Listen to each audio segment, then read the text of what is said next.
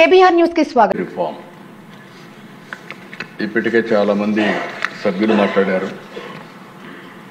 ఫైనల్గా deputy CM గారు కూడా దీని గురించి మాట్లాడారు. నేను సభ్యులకే కాకుండా రాష్ట్రంలో ఉండే ప్రజలకు కూడా అర్థం కావాల్సిన అవసరం ఉంది.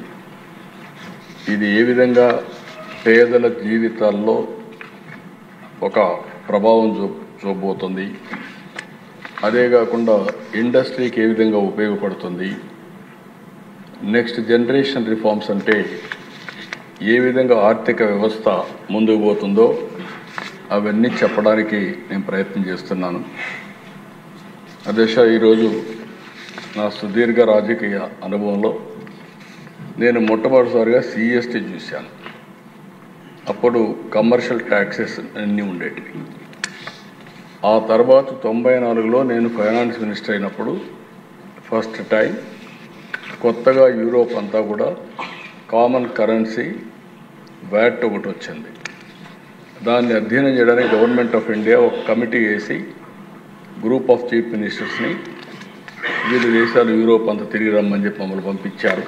అప్పుడు స్టడీ చేశాం. అది వాల్యూ అడిషన్ ట్యాక్స్ వచ్చింది. ఒకప్పుడు ట్యాక్స్ ఏ విధంగా ఉండేదంటే ఒక్కోసారి వేరే రాష్ట్రాల నుంచి వస్తువులు కానీ మన ఇంపార్టెంట్ ప్లేస్కి వస్తే ఎంట్రీ ట్యాక్స్ కూడా వేసేవాళ్ళం. అది మొట్టమొదటిసారిగా ముంబైలో స్టార్ట్ అయ్యింది. అది స్టార్ట్ అయితే దాన్ని మేము స్టడీ చేసి మనం కూడా దాన్ని ఉపయోగించుకొని అడిషనల్గా వేసే పరిస్థితికి వచ్చాం. దగ్గర దగ్గర 17 రకాల ట్యాక్సులు, 13 రకాల సర్ఛార్జీలు, ఎప్పుడు వీలైతే అప్పుడు డబ్బులు లేకపోతే ఇంకో ట్యాక్స్ వేయడం, ఇది ఒక అలవాటుగా పెట్టుకొని ట్యాక్స్ అనేది ఒక కాంప్లికేట్ చేసి వదిలిపెట్టాం. మొట్టమొదటిసారిగా 2000లో వాజ్పేయి గారు ప్రధానమంత్రిగా ఉన్నప్పుడు జిఎస్టీ తీసుకురావాలని ఆలోచన చేశారు. ఆ తర్వాత వచ్చిన గవర్నమెంట్ ఏం పట్టించుకోకపోతే మొట్టమొదటిసారిగా నరేంద్ర మోడీ గారు ప్రధానమంత్రి అయిన తర్వాత ఇప్పటికి కూడా జ్ఞాపకం, ఆ రోజు అరుణ్ జైట్లీ గారు ఫైనాన్స్ మినిస్టర్, ఆయన అందరితో మాట్లాడి అవసరమైతే మీకు నష్టం వస్తే నష్టం కూడా మేము భర్తీ చేస్తామని చెప్పి కన్విన్స్ చేసి మొట్టమొదటిసారిగా జిఎస్టీ తీసుకొచ్చారు. ఆ జిఎస్టీ వచ్చిన తర్వాత దిశ ఒక గేమ్ చేంజర్గా తయారైంది. అవన్నీ నేను చూపిస్తాను. ఈరోజు నెక్స్ట్ రిఫార్మ్ జిఎస్టీ రెండో రిఫార్మ్ తీసుకొచ్చారు. ఇది మీరు ఒకసారి చూస్తే నాకు ఏమాత్రం అనుమానం లేదు. నేను ఎప్పుడు కూడా దేశ రిఫార్మ్ అంటే నేను ముందుంటాను. అది నా జీవితంలో ఇప్పుడే కాదు, మొట్టమొదటి ఒక ఆర్థిక సంస్కరణలన్నా, ట్యాక్స్ రిఫార్మ్స్ అన్నా, టెక్నాలజీ రిఫార్మ్స్ అన్నా నేను ముందుంటాను. చాలాసార్లు ఒక విషయం చెప్పాను, మనందరం గుర్తుపెట్టుకోవాల్సింది, అభివృద్ధి జరిగితే సంపద సృష్టించబడుతుంది. సంపద సృష్టిస్తే ప్రభుత్వానికి ఆదాయం వస్తుంది. ఆదాయం వస్తే ఆ ఆదాయంతో సంక్షేమం మళ్ళీ అభివృద్ధి చేయడానికి అవకాశాలు వస్తాయి. మొన్న ఢిల్లీ మీటింగ్లో కూడా నేను చాలా స్పష్టంగా చెప్పాను, ఎవరైతే సంపద సృష్టించలేరో వాళ్లకు సంక్షేమం ఇచ్చే అధికారం కూడా లేదు. అప్పులు చేసి సంక్షేమ కార్యక్రమాలు ఇస్తే అది సస్టైనబుల్ కాదనేది నా ప్రగాఢమైన నమ్మకం. నా సుదీర్ఘ రాజకీయంలో ఇదే ప్రాక్టీస్ చేశాను. అందుకే ఈ రిఫార్మ్ వస్తే మా ఫైనాన్స్ మినిస్టర్ గారు, మా ఫైనాన్స్ సెక్రటరీ గారు అందరూ వచ్చి, సార్ మనకు నష్టం వచ్చేస్తుంది, చాలా ఇబ్బందులు వస్తాయి, ఆర్థికంగా ఇబ్బందులు పడతామంటే, ఆర్థిక ఇబ్బందుల తర్వాత ఫస్ట్ దేశం రాష్ట్రం ముఖ్యం. మనం అంతా కూడా లాంగ్ టర్మ్ రిఫార్మ్ చూడాలి. It will be A game changer, don't object, first మీరు వెళ్ళి సపోర్ట్ చేయమని చెప్పిన వ్యక్తి నేనని చెప్పి కూడా నేను తెలియజేస్తున్నా. ఆ పని చేశాను. అయితే దిశ దీంట్లో సైలెంట్ ఫ్యూచర్స్ ఒకసారి చూస్తే మనం నెక్స్ట్ ఈరోజు వచ్చిందంతా కూడా, ఇంత మునుపంతా కూడా ఒక కాంప్లెక్స్ కానీ 4 టైర్ సిస్టమ్ ఉండేది. ఆ 4 టైర్ సిస్టంలో 5, 12, 18, 28 ఇందులో కూడా ఒకే ప్రోడక్ట్కి సంబంధించిన వేరియస్ బై ప్రోడక్ట్స్ వస్తే ట్యాక్సేషన్ మార్చేసేవాళ్ళు. వేరే స్లాబ్కి పోయేది. దానివల్ల ఎక్కడికక్కడ కాంప్లికేట్ చేసి లేనిపోని సమస్యలు ట్యాక్స్ పే చేయడం కానీ, అధికారులు వీళ్ళని ఎరాస్ చేయడం కానీ, ఇలాంటి కాంప్లికేషన్స్ అన్నీ ఉండేటివి. ఈరోజు చాలా సింపుల్గా 5 టైర్ స్ట్రక్చర్ని 2 స్లాబ్లు 5, 18. దీనివల్ల 140 కోట్ల మందికి నాకు ఏమాత్రం అనలేదు, ప్రతి ఒక్కరికి లాభం కలుగుతుందని మరొక్కసారి ఘంటాపదంగానే మీ అందరికీ చెప్పేస్తాను. నెక్స్ట్, ఈరోజు ఇక్కడ చూసినప్పుడు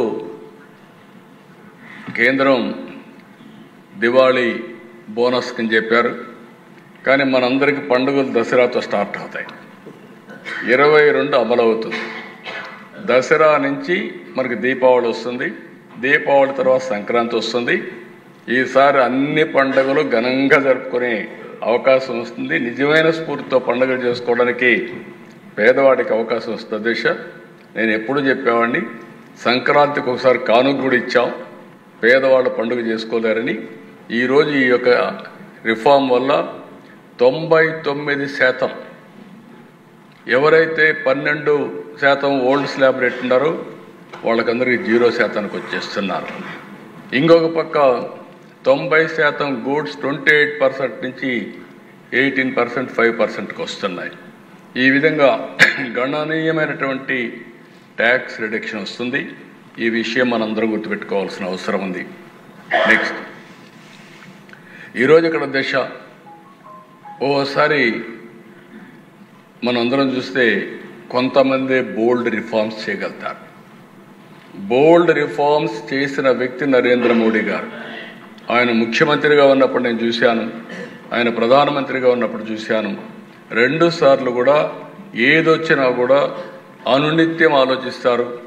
నూతనత్వం ఉండాలి, రిఫార్మ్ ఉండాలి, ప్రజలకు ఉపయోగపడే మంచి కార్యక్రమం ఏం చెప్పినా ఇమీడియట్గా యాక్సెప్ట్ చేసే వ్యక్తి.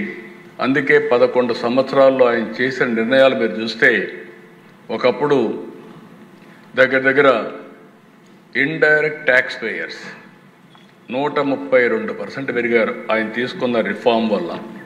అంటే 2017లో 65 లక్షలుంటే ఈరోజు 1,51,00,000 మంది ఇండైరెక్ట్ ట్యాక్స్ పేయర్స్ వచ్చారు. ఇంకొక పక్క దిశ GST రిసీప్ట్స్ ఒకసారి మీరు చూస్తే 207% ఇంక్రీజ్ అయింది. అది కూడా 2018లో 7.19 లక్షల కోట్లుంటే ఈరోజు 22,08,000 కోట్ల రూపాయలు GST ద్వారా వస్తూ ఉంది. 18% యావరేజ్ గ్రోత్ రేట్ CAGR.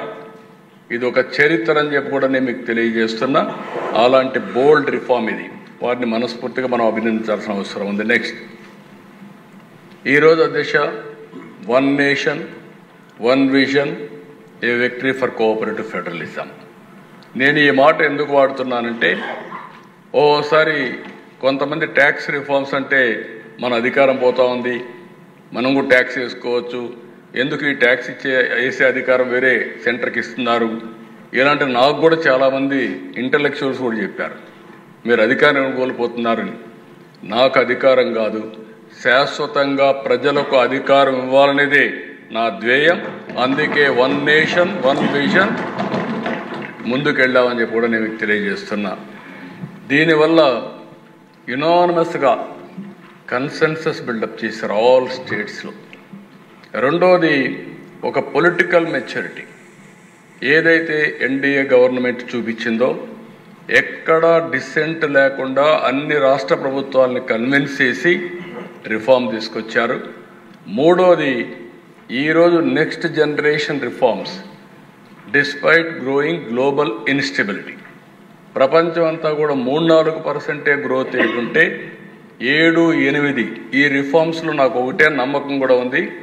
ఇంకొంచెం కానీ స్ట్రాంగ్గా మనం పనిచేయగలిగిపోతే ప్రపంచంలోనే డబల్ డిజిట్ గ్రోత్ సాధించే ఏకైక దేశం భారతదేశంగానే ఉంటుంది, దాంట్లో అనుమానం కూడా లేదు. అలాంటి ఒక స్ట్రాంగ్ లీడర్షిప్, స్ట్రాంగ్ హెడ్వే విండ్స్కి వ్యతిరేకంగా కూడా ఈరోజు ఆయన పనిచేసి ముందుకు పోయే పరిస్థితి వచ్చింది. నెక్స్ట్, దిశ ఈరోజు ఈ యొక్క రిఫార్మ్ వల్ల మ్యాసివ్ కన్జంప్షన్ బూస్ట్ 2 లక్షల కోట్ల రూపాయలు ఇండియన్ ఎకానమీలో దీనివల్ల ఇది వచ్చి జనరేట్ అయ్యే పరిస్థితి వస్తుంది. ఇది 4x PMVA allocations, 10x PLI.